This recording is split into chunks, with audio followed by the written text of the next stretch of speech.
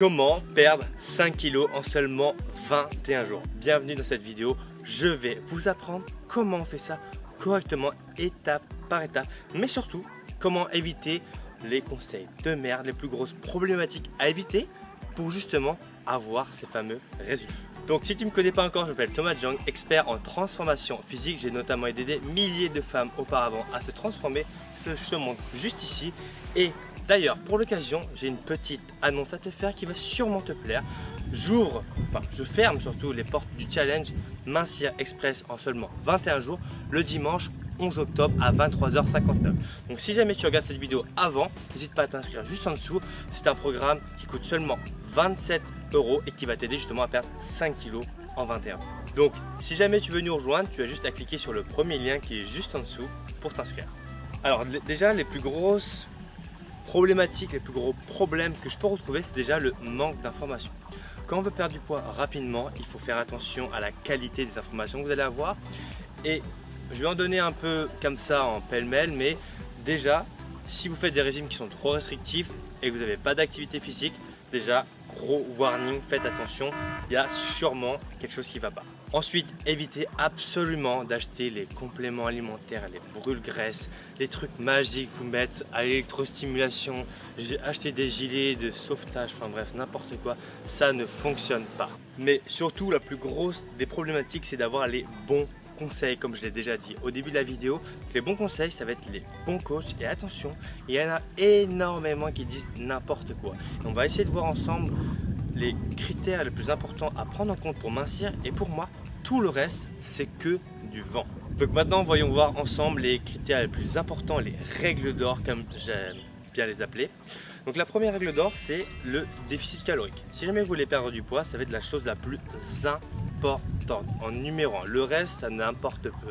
Quand vous faites un régime paléo, fasting, keto diet, tous les régimes qui existent, sous shape, n'importe quoi, Herbalife, le principe de base, c'est le déficit calorique. Après, là, on va différencier les produits de merde des bons produits. Ça va être, est-ce que vous allez avoir des résultats sur le long terme ou non? Ça, c'est le plus gros problème qu'on a actuellement. Les études montrent qu'actuellement, une très grosse majorité des personnes qui commencent une perte de poids n'arrivent pas à atteindre le résultat parce que justement, on oublie cette phase de stabilisation qui va permettre au résultat de durer, mais surtout de ne pas trop se frustrer et ni de se niquer son métabolisme, comme j'aime bien le dire. Et quand vous faites des sous-shape, machin, etc., ce qui se passe en fait, c'est que vous perdez énormément de muscles et vous diminuez en fait votre métabolisme. Donc là, on va voir ensemble les choses les plus importantes. Donc comme je l'ai déjà dit, le déficit calorique qui consiste très simplement, pour faire un petit schéma, vous avez un apport calorique de 2000 kcal par jour, c'est ce qui vous permet de maintenir votre poids.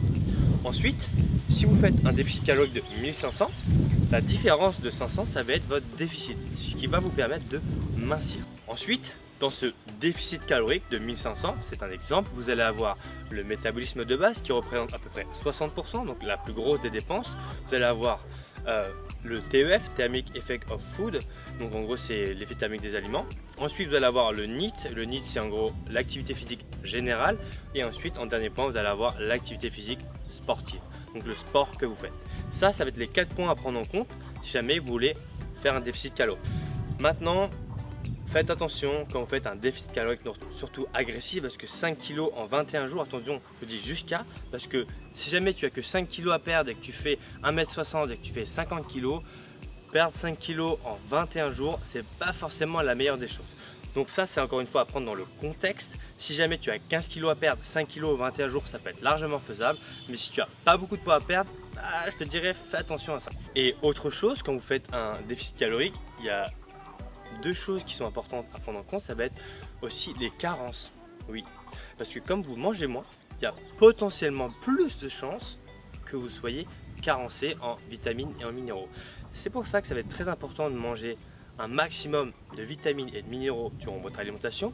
Si jamais vous n'avez pas la chance d'avoir beaucoup de soleil, de potentiellement vous supplémenter en vitamines. Encore une fois, pensez à bien vérifier vos bilans sanguins parce que ça ne sert à rien d'avoir trop de vitamines et de minéraux. Parfois, c'est même nocif. Donc, comme vous le doutez bien, si vous voulez perdre 5 kg, il va falloir faire un déficit calorique qui soit agressif. Agressif, ça va être 25%, 30%, 40%, 50% même de votre apport journalier. Donc si vous mangez 2000, on va être aux alentours des 1200 1000 kilocalories.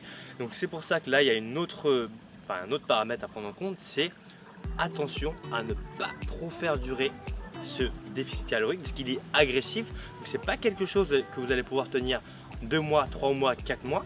C'est pour ça que je rappelle que c'est sur une courte durée, et ça je le mentionne notamment dans le programme Mincir Express, pour justement éviter absolument d'avoir l'effet yo-yo et de dégommer votre métabolisme de base. Ça c'est les choses les plus importantes à prendre en compte, et ça j'en parle vraiment dans le challenge Mincir Express en 21 jours qui est le lien, le premier qui est juste en dessous. Deuxième chose très importante si jamais vous voulez perdre du poids, ça va être la gestion de vos macros, donc protéines, glucides, lipides. Protéines hyper importantes, vraiment très importantes, et ensuite on va voir les glucides et les lipides. Petit reminder, comme j'aime bien le dire, 1 gramme de glucides est égal à 4 kilocalories, 1 gramme de lipides est égal à 9 kilocalories. Donc forcément ça va être beaucoup plus avantageux de diminuer ces lipides plutôt que les glucides, forcément, parce que 1 gramme de glucides équivaut à presque 2 grammes de lipides. Donc forcément on a plus de volume, et quand on veut mincir, le volume alimentaire c'est hyper important.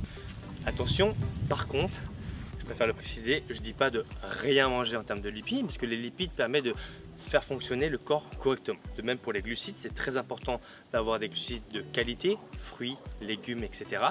Maintenant, sur les glucides qui ont peu de nutriments, donc comme le riz blanc, les pâtes blanches, le pain blanc, etc. Là, dans le cadre d'une perte de poids agressive, ça va être potentiellement intéressant de les diminuer, voire de les retirer, parce que là le but ça va être de sauvegarder ces calories, donc potentiellement pour éviter les carences en micronutriments, de se tourner vers des aliments qui sont beaucoup plus riches en vitamines et en minéraux.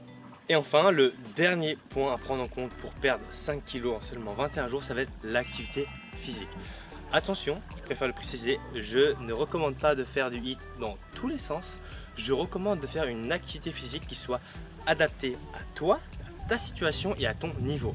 Faire du HIIT tous les jours, c'est totalement contre-productif parce que c'est hyper traumatisant pour le corps. Moi, ce que je te conseille, c'est simplement une activité qui te permet de voir aussi ton niveau de fatigue. Si jamais tu fais une activité mais que tu es fatigué comme à la mort à la fin, c'est pas forcément une bonne chose. Parce que tu es déjà en déficit calorique, donc tu es déjà fatigué. Donc le plus important, ça va être d'activer ton corps, de construire du muscle, mais surtout de ne pas te crever comme un chien, comme je peux le voir dans des vidéos YouTube, etc. Faites du HIIT, crevez-vous, no pain no gain, ça va être incroyable, vous allez avoir des résultats de dingue. Ça, c'est de la merde absolue. Le but, comme j'aime bien dire quand on s'entraîne, c'est de stimuler son corps, mais de ne pas le déglinguer. Donc quand vous avez le signe des courbatures, c'est pas forcément un signe que vous faites des séances incroyables. Tu as deux choses, vous faites une nouvelle activité, donc forcément vous allez avoir des courbatures. Et deuxième chose, votre corps n'a pas su récupérer de votre séance. Donc ça veut dire que vous en avez fait peut-être un peu trop. Donc voilà pour cette petite vidéo. En tout cas, j'espère qu'elle t'aura plu. Si jamais c'est le cas, un petit pouce jaune. Par encore une fois, tu as le challenge qui est juste en dessous. Si tu as une question à me poser dans les commentaires, je me ferai un plaisir de te répondre. Tu as mes deux anciennes vidéos qui s'affichent juste ici. Je te dis à bientôt. D'ici là, porte-toi bien. Ciao, ciao. Alors si tu ne l'as pas déjà fait, pense à t'abonner sur le petit bouton qui est juste ici et activer la petite cloche pour recevoir toutes mes prochaines vidéos en exclusivité. Et voici ma dernière vidéo. Allez, je te dis à bientôt. Ciao.